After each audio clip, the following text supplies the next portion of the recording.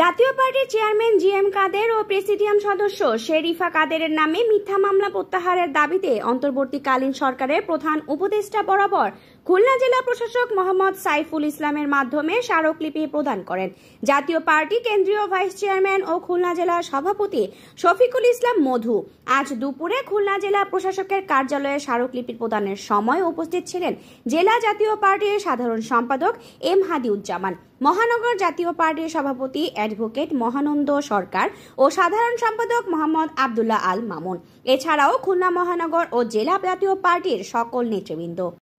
আমরা কেন্দ্রীয় কর্মসূচি হিসাবে মাননীয় চেয়ারম্যান গোলাম মোহাম্মদ কাদেরের নামে একটা মিথ্যা মামলা হয়েছে, এর প্রতিবাদ আমরা জানানোর জন্যই কিন্তু আজকের আমরা জেলা প্রশাসকের কাছে জেলার মাধ্যমে অন্তর্বর্তী সরকারের প্রধান ডক্টর ইউনূস সাহেবের মাধ্যমে আমরা এই প্রতিবাদটা জানাই। অতি বিলম্বে যেন এই মামলাটা প্রত্যাহার করে। এটা একটা রাজনৈতিক মামলাও হতে পারে। আমি মনে করি যে এই অন্তর্বর্তীকারী সরকার আছে, আমাদের মাননীয় চেয়ারম্যান কিন্তু পার্লামেন্টেও কিন্তু এই কথা বলেছে। তানিশা খান, প্রবাহ নিউজ ডেস্ক।